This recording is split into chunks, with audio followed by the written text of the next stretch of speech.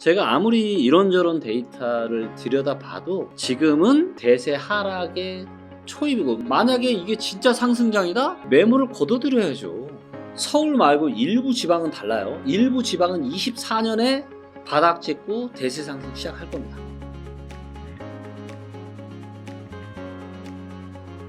최근에 주택 가격이 상승 전환을 좀 하다 보니까 네. 집값이 이제 뭐 일부 지역이 아니라 네. 전반적으로 바닥을 쳤다. 네. 이제 상승만 남았다라는 네. 집값 바닥론이 고개를 들고 있습니다. 네. 부동산 시장 요즘 어떻습니까? 네. 지금 말씀하시는 것처럼 이 대세 상승론이 나올 정도로 네. 부동산 시장이 좋아요. 그리고 뭐 강남, 서초, 송파 위주로 좀 고가 아파트 위주로 상승을 했다라면, 네. 최근은 한 6월 달부터는 어떤 모습이 나오고 있냐면, 네. 6월 달부터는 거의 상승하는 지역들이 아주 많아요. 요게 이제 지금 서울에 지금 플라워 차트인데, 네. 보시면 전부 다 요 십자선을 중심으로 오른쪽 위로 가고 있죠. 그러네요. 전부 다 매매가랑 전세가가 다 상승을 하고 있는 거예요. 경기도도 한번 볼까요? 네. 자, 이제 경기도도 보시면 상승하는 지역들이 꽤 많아졌습니다. 물론 이제 여전히 뭐 양주나 의정부나 동두천 이런 데 좀 약세를 보이는 것도 있지만, 보시는 것처럼 하남시, 과천시, 화성시, 뭐 성남시, 수성구, 분당구, 광명시 이런 곳들은 지금 굉장히 상승을 많이 하고 있어요. 경기 북부, 북서부는 여전히 나쁘지만 네. 남부는 지금 굉장히 뜨겁네요. 굉장히 뜨겁죠.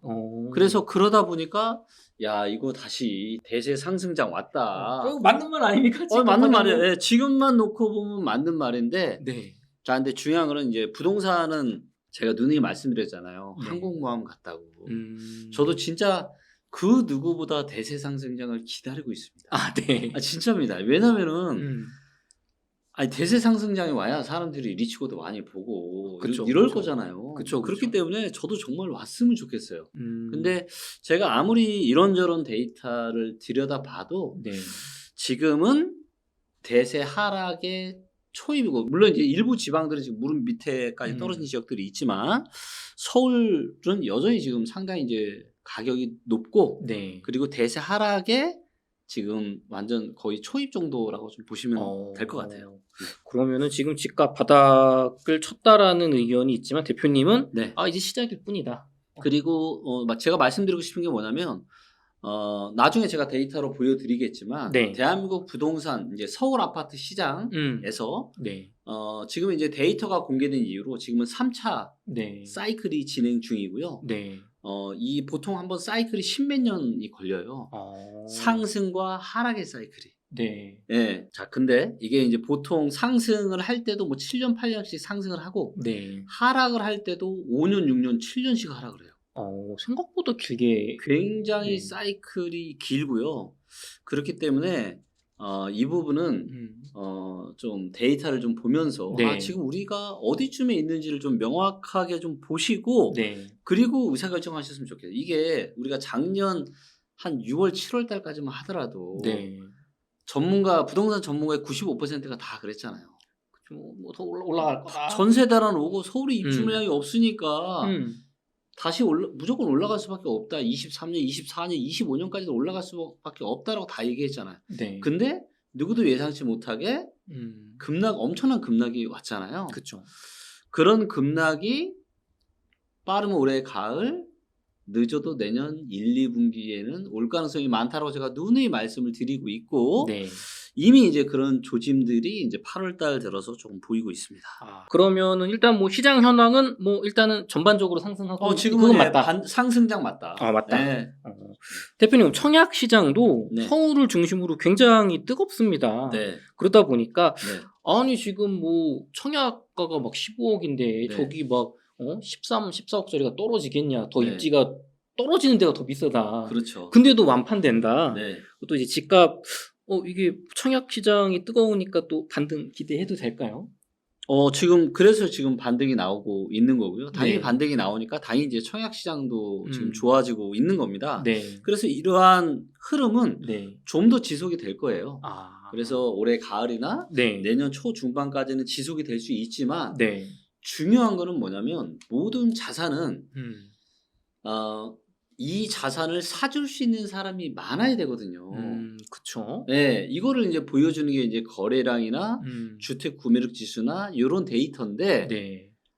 지금은 거래량이 여전히 너무 작아요. 왜냐하면 더 이상 사줄 수 있는 사람이 없기 때문에. 네. 그리고 또 뭐가 있냐면 너무 이제 많은 분들이 뭐 최근에 뭐 신고가를 찍는다 뭐 이런 어떻게 보면 너무 자극적인 뉴스들에 이렇게 혹해가지고 이제 많이 좀 흔들리시는 분들이 요즘 많아지신 것 같은데요. 네.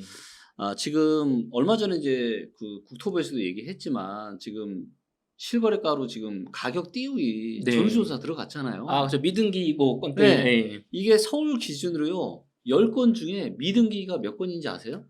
글쎄요, 뭐 얼마나 될까요? 미등기가 4건입니다. 10개 중에 40%. 네. 어. 10개 중에 40%가 등기가 안 됐어요. 참 이상하네요. 네. 물론 그런 이제 어떻게 보면 가격 띄우기 식으로 하는 거는 그렇게 많지는 않을 겁니다. 네. 하지만 10건 중에 아직도 등기가 되지 않는 게 4건이나 된다? 충분히 의심을 좀 해볼 만한 그런 사례라고 좀 볼 수도 있고요. 그리고 무엇보다 지금 이제 최근에 가장 반등이 많이 나오고 있는 데가 지금 어디냐면 네. 반포랑 잠실입니다.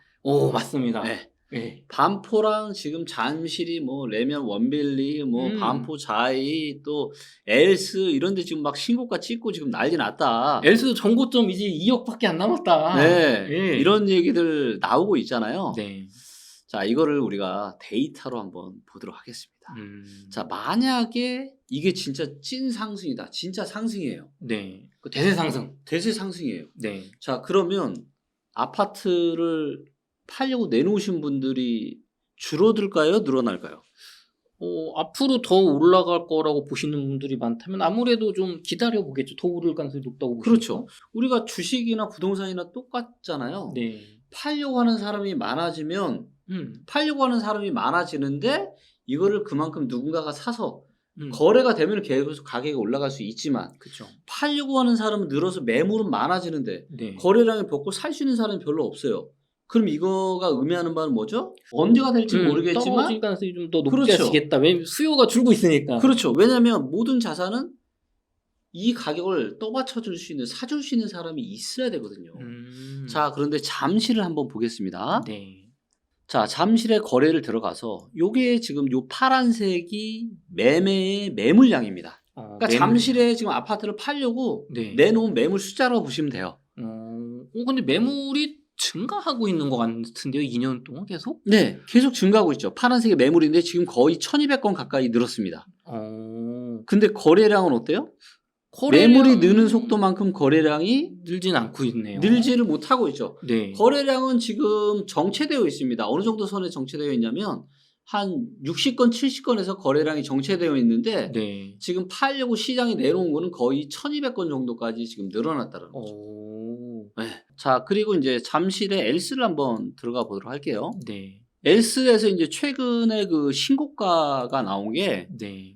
요게 이제 지금 45평형에서 지금 뭐 신고가가 좀 나왔다 뭐 이런 기사들이 좀 있거든요. 네. 근데 요거를 한번 호가를 한번 볼게요. 네. 자, 요게 이제 사람들이 심리를 알 수 있는 호가인데 네. 호가가 원래 30억까지 떨어졌다가 네. 이제 4월 달부터 어떻게 됐죠? 올라갔죠. 네. 네, 올라가고 그래서 34억까지 올라갔다가 6월 달에 네. 최근에 어떻죠 또? 호가가 최저 호가가 32억으로 한 2억 다시 정도 또 좀 지금 32억까지 또 떨어졌습니다. 예, 그러니까 신문에서는 지금 네. 잠실 S 지금 45평 신고가 쳤다라고 네. 기사가 나오지만 실제로 매물은 가격이 지금 내려가고 있습니다.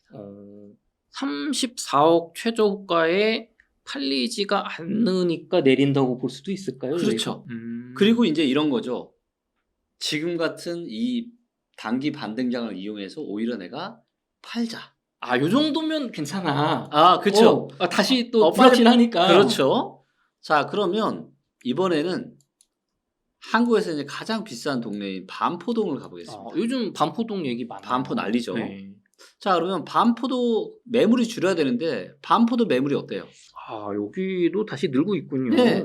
여기도 지금 매물이 거의 1,800건 가까이 지금 올라가고 있습니다. 네. 이 데이터가 이제 21년 한 5월 달부터 취합이 됐는데, 네. 이 취합된 이후로 지금이 제일 많아요. 아. 즉, 반포나 잠실이나 네. 지금 아파트를 팔고 싶은 사람이 뭐다? 늘어나고 있다. 많아지고 있고 지금이 제일 많다. 만약에 이게 진짜 상승장이다? 매물을 걷어들여야죠. 그리고 이제 중요한 건 뭐냐면 데이터를 하나만 보시면 안 돼요. 자, 만약에 저 파란색 선인 매물 데이터는 늘어나는데 거래량이 받쳐주면서 늘어난다. 네. 전혀 문제 없습니다. 그렇죠? 그러니까 팔려고 하는 사람이 늘어나는데 거래량이 늘어난다는 얘기는 뭐예요? 그거를 그만큼 사는 사람들이 많다라는 거잖아요. 네. 근데 문제는 뭐냐? 팔려는 사람은 많은데 사려는 사람이 없어서 거래량이 작아. 아. 자, 지금 이제 데이터를 딱 보시면 반포동의 거래량이요. 30건. 굉장히 자, 많네요. 이거를 전체로 볼게요. 네. 자, 많을 때는 얘가 150건, 막 100건이 넘어요. 네. 지금 보면 어때요? 역사적으로 봤을 때 굉장히 거래량이 작은 수준입니다. 예. 그러니까 이게 그러니까 매물이 늘어나면서 거래량이 받쳐주면은, 제가 아무리 뭐 주택구매력 지수가 안 좋고 해도, 이거 진짜 상승입니다. 이런 얘기를 제가 할 텐데, 네. 매물은 계속 늘어나는데 거래량은 완전 절벽 상태에 조금 올라왔다가 여기서 더 이상 증가하지를 못한다. 이 얘기는 무슨 얘기다? 더 이상 안 산다라는 사람들이. 가격이 뭐 더 내려가면 사거나 혹은 뭐 매력적이지 않다. 매력적이지 않다. 불안하다. 네. 그러면은 요것도 보여주시니까 네. 또 집값 바닥이 아닌가 생각이 들기도 해. 그렇다면 역으로 질문 드려보겠습니다. 네. 이렇게 매물이 늘고 거래량은 적은 가운데 그럼 네. 강남이나 이제 송파 중심으로 네. 좀 단기 반등이 발생한 이유가 궁금하실 것 같아요. 왜 그럴까요? 이거는 일단은 몇 가지 이유가 있는데요. 첫째, 일단은 정부가 둔촌주공을 살리려고 네. 부동산 대책을 1월 3일에 펼친 거. 이게 일단은 굉장히 주요했고요. 일단 30평형대 이상은 대출이 안 됐는데 네. 대출 싹 풀어줬잖아요. 네네. 네. 거기다 특별보금자리론으로 금리까지 또 완화해주고, 그래서 이런저런 또 규제 완화 정책으로 인해서 부동산 시장이 다시 좋아졌는데 거기에 또 주식시장, 주식시장이 또 2,200 정도에서 바닥 찍고 2,600 정도까지 올라왔었잖아요. 네, 또 우리 2차 전지 뭐 이렇게 핫했죠. 네. 그렇죠. 그러다 보니까 금융시장도 또 안정화되고 부동산 시장도 안정화되고, 만약에 둔촌주공 1월 3일 대책이 없었다. 둔촌주공 난리 났을 겁니다.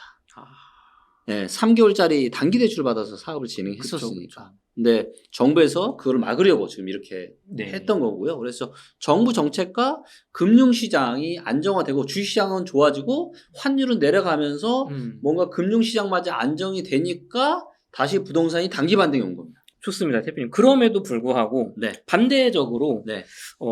급매물은 소진된 뒤에 네. 거래가 둔화되고 있기 때문에 주택 경기가 회복됐다고 보기에는 무리라는 지적도 있습니다. 근데 네. 지금 또 대표님 보여주신 거 보니까 네. 진짜로 이제 거래가 많지 않거든요. 네.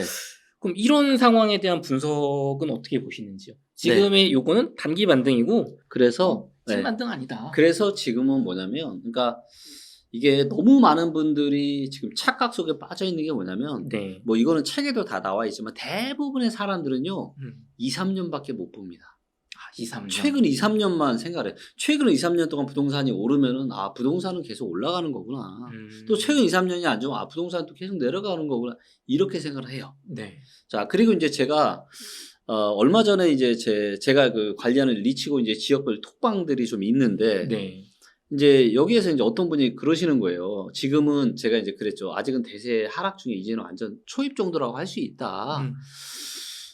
그리고 이게 좀 더 하락이 좀 더 길어질 수 있다. 그랬더니 이제 이분이 어떤 얘기를 하시냐면, 대표님, IMF 때는 반등이 금방 오지 않았냐. 2008년 금융위기 때는 2008년 하락했다가 2009년에 다시 반등 왔다가 2010년부터 다시 하락해서 2013년까지 하락했지만 IMF 때는 97년 IMF 터지고 나서 98년 가을에 바닥 찍거든요.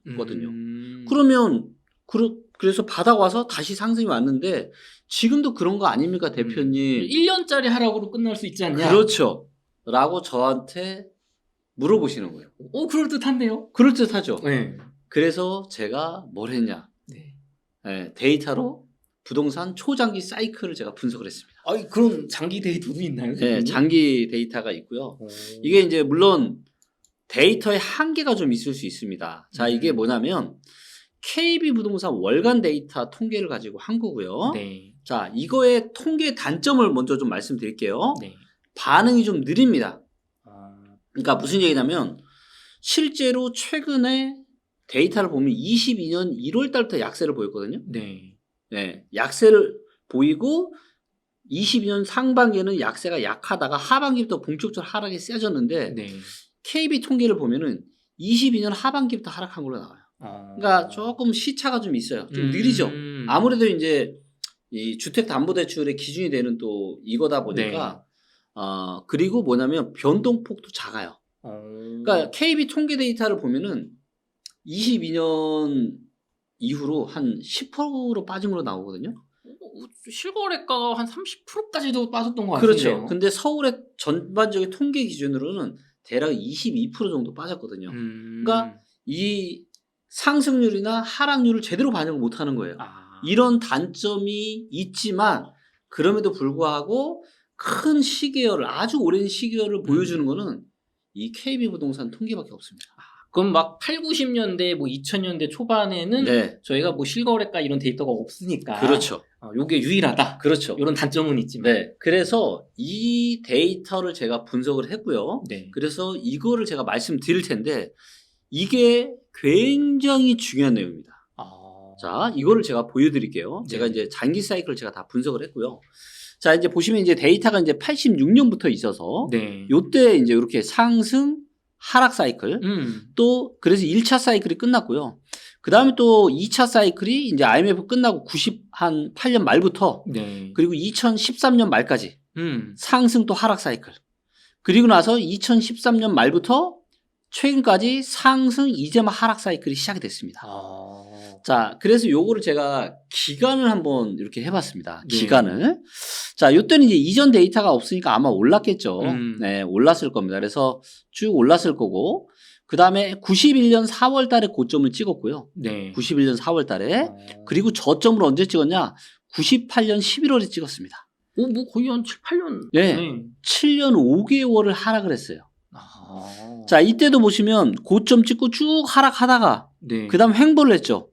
네. 횡보를 하다가 97년부터 살짝 상승하다가 폭락을 왔습니다. 그쵸. 이때가 IMF 기간. IMF 때. 네. 요 폭이 작아 보이는데요. 네. 이때가 아파트가 40에서 50% 빠졌고요. 네, 상업용 부동산은 70%, 80%까지 하락했습니다. 네, 엄청난 폭락이었어요. 대폭락 시대였다. 대폭락 시대였는데, 근데 이제 이것만 보면 얼마, 에이, 뭐 결국 부동산은 대세.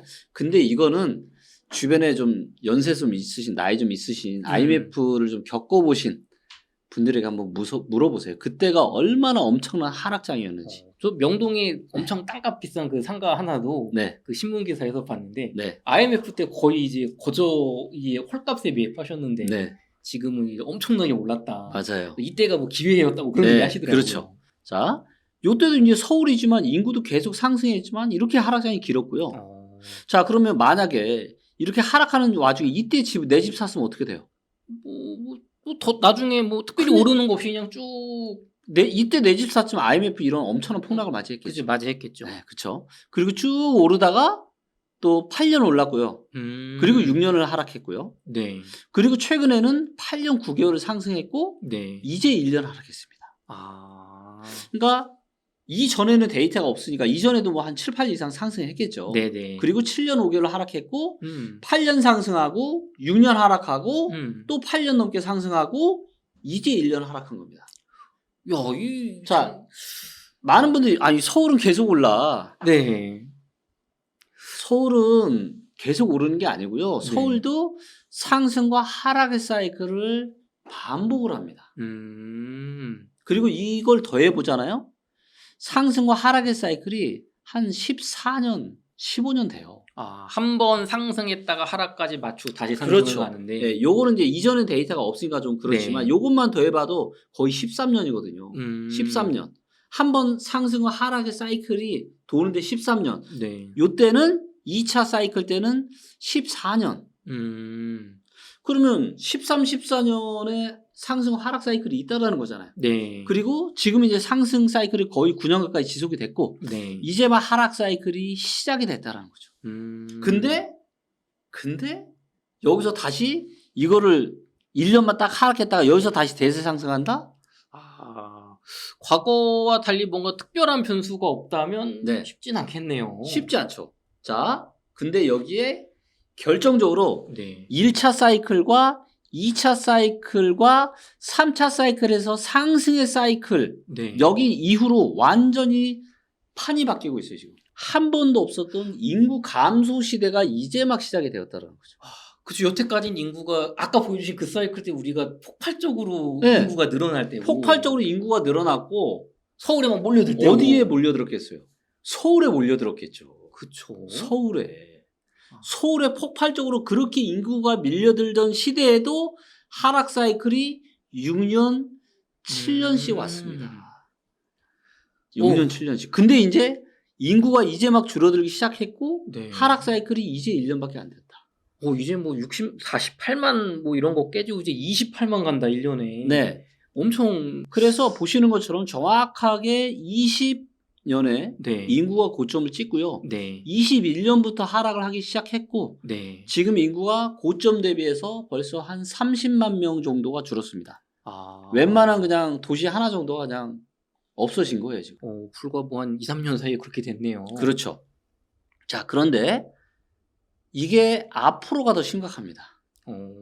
자, 요게 이제 그 통계청에서 공개한 인구 추계 데이터라고 하는 겁니다. 네. 앞으로 인구가 어떻게 될 거냐를 이제 보여주는 요 도표라고 보실 수가 있는데, 근데 이것도 너무 긍정적으로 만들어 놨어요. 이 데이터를 좀 더 구체적으로 들여다보면은 네.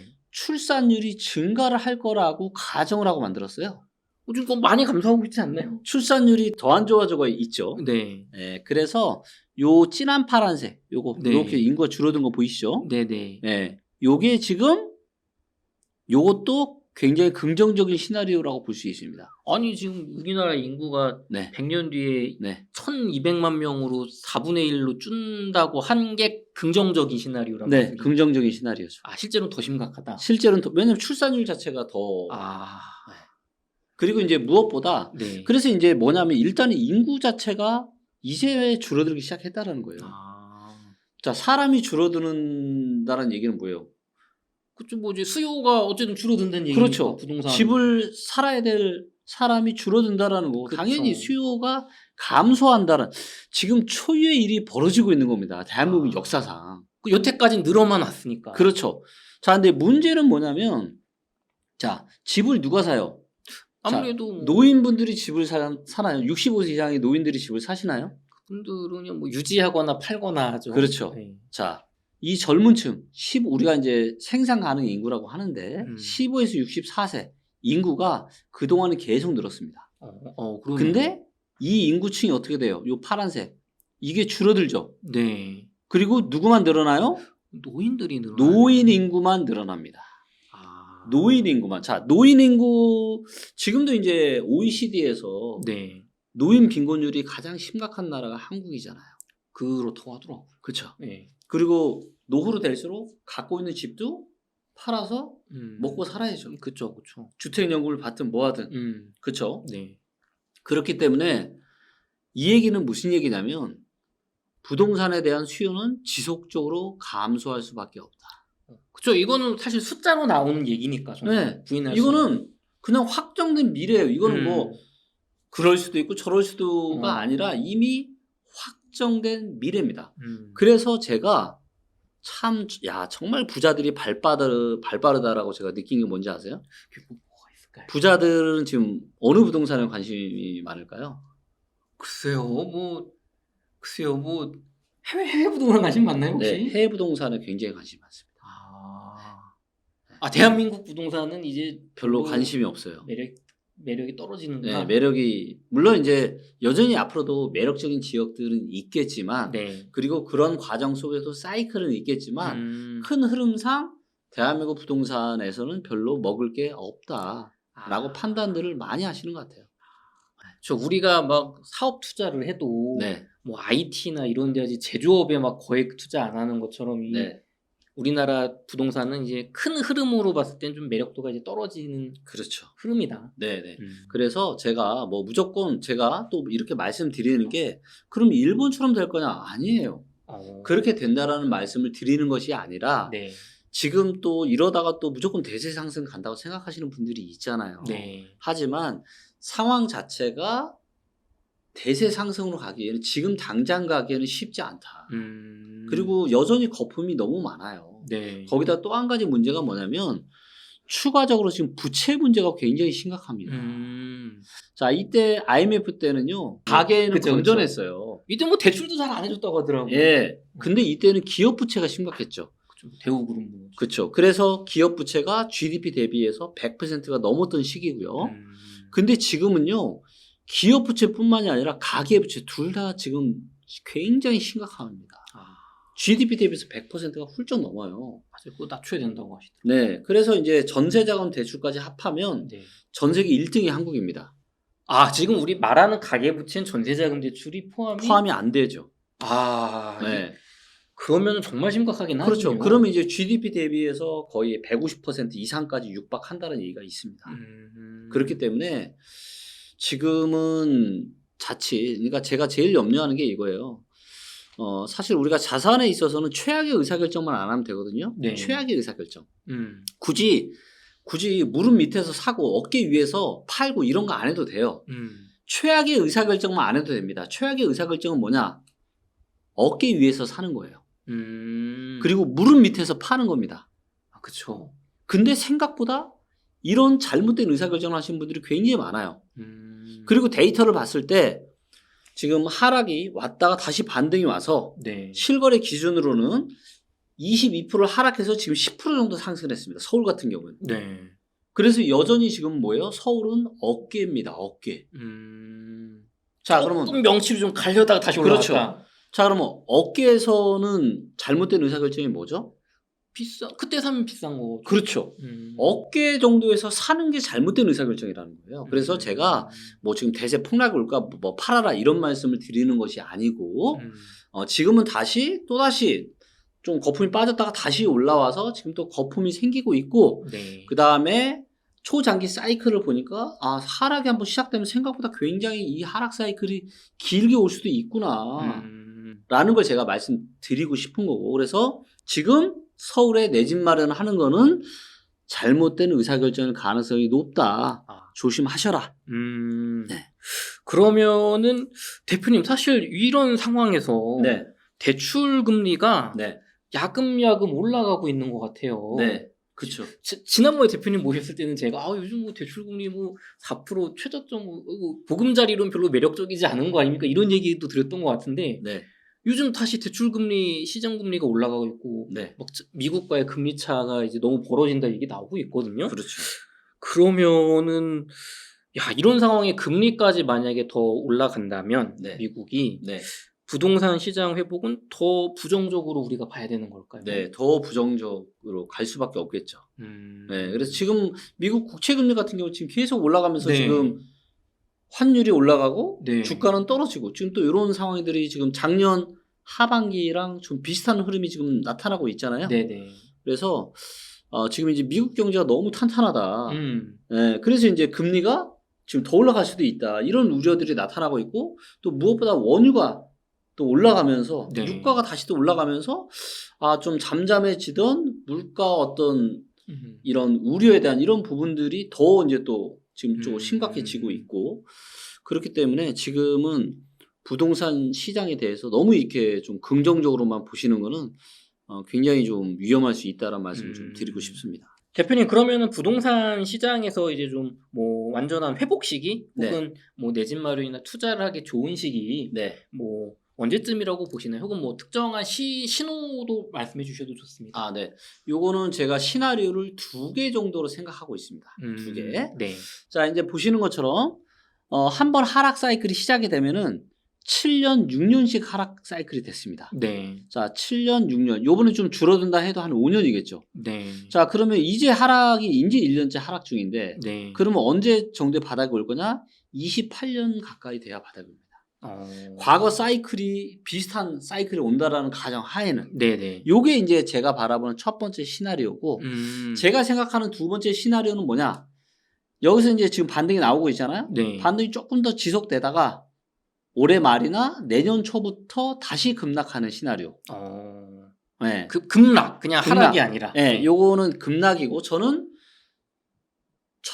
여기서는 이제 2번이죠. 2번 신호래요. 즉 28년 정도 과거 사이클처럼 진행이 돼서 28년 정도의 바닥이 올 가능성보다는 좀 더 이제 급락이 와서 2차 찐하락이 와서 바닥이 좀 더 빨라질 수 있다.